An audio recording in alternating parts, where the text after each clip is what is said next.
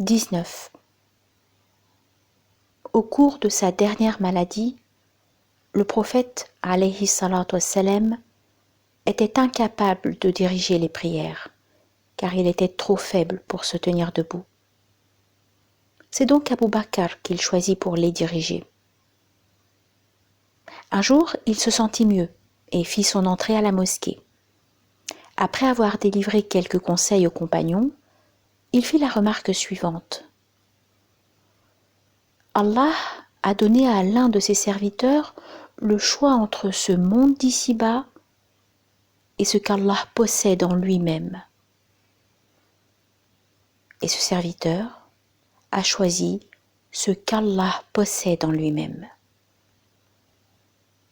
Après avoir entendu ces paroles, Abu Bakr se sentit abattu et se mit à pleurer amèrement. Étant donné que son cœur était sage et tendre, il s'était rendu compte qu'il s'agissait d'un discours d'adieu.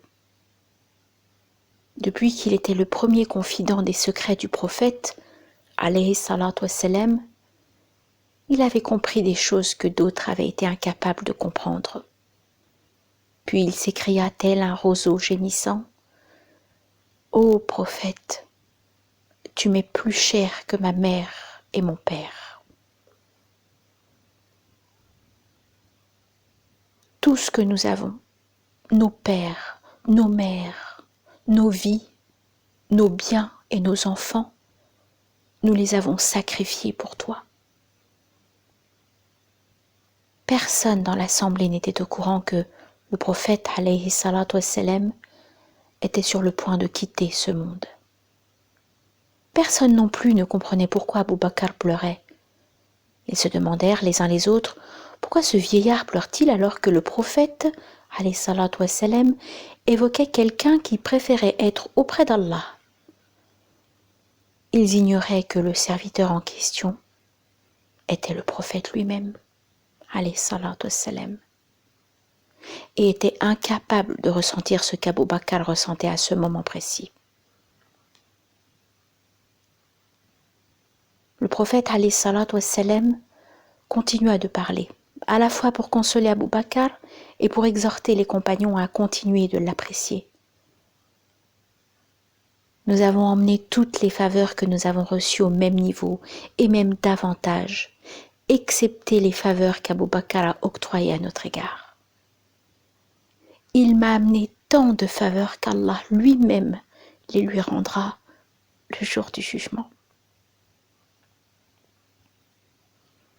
Abu Bakr est parmi ceux qui me sont les plus dévoués en matière de bien et d'amitié.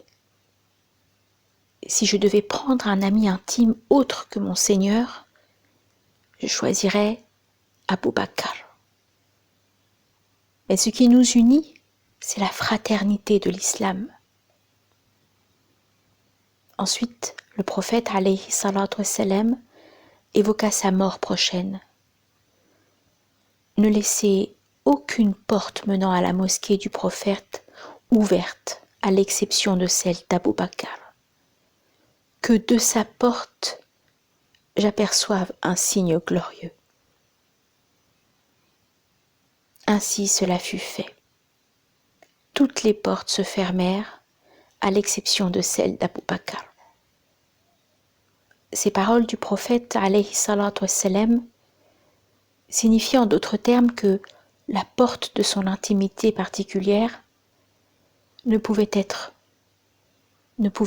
ouverte que par un dévouement, un engagement, un attachement et un amour inconditionnel à son égard. Osman Nouri Tofas, dans Hulayfa Rasidin Hayat Dusturlari, principe tiré de la vie des 4 califes bien guidés. 20. Bien que Omar ibn al-Khattab ait gouverné un empire, il a toujours séparé ses fonds privés des fonds publics. Il avait l'habitude de s'endetter et d'être confronté à toutes sortes de difficultés.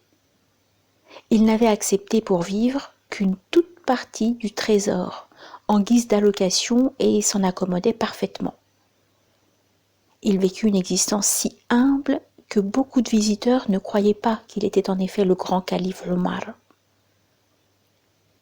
Certains notables parmi les compagnons finirent par être agacés quant à sa position et voulurent lui augmenter son allocation. Son caractère était si remarquable qu'ils n'osèrent pas s'adresser directement à lui. Au lieu de cela, ils allèrent en parler à notre mère Hafsa, qui était de son état la veuve du prophète vénéré, alayhi salatu wassalam, ainsi que la fille de Omar, et lui demandèrent de soulever la question avec son père. Lorsque Hafsa en informa son père, celui-ci répondit d'un ton réprobateur. En effet, il avait vu le prophète alayhi salatu wassalam mourir de faim, n'ayant rien à se mettre sous la dent, ne serait-ce qu'une simple datte.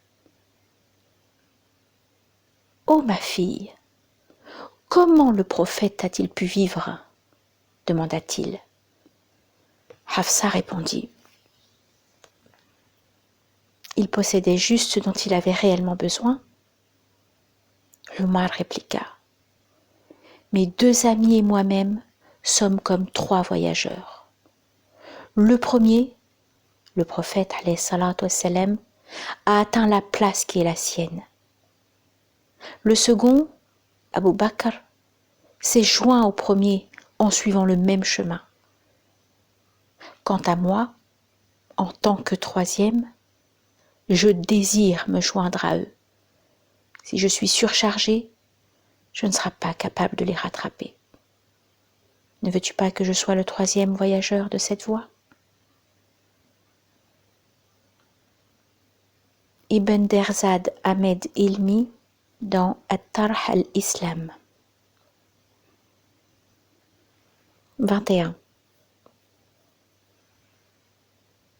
Esprit étrange que ceux des habitants de ce monde. Ils se trouvent dans une maison où chacun a reçu l'avertissement de se préparer à partir, et pourtant, ils ne cessent de passer leur temps dans de jeux futiles, comme si l'appel ne s'adressait pas à eux, comme si les intérêts engagés n'étaient pas les leurs, et ne concernaient que des personnes étrangères à leur groupe. Majida el-Adawiya el-Qurayshiya.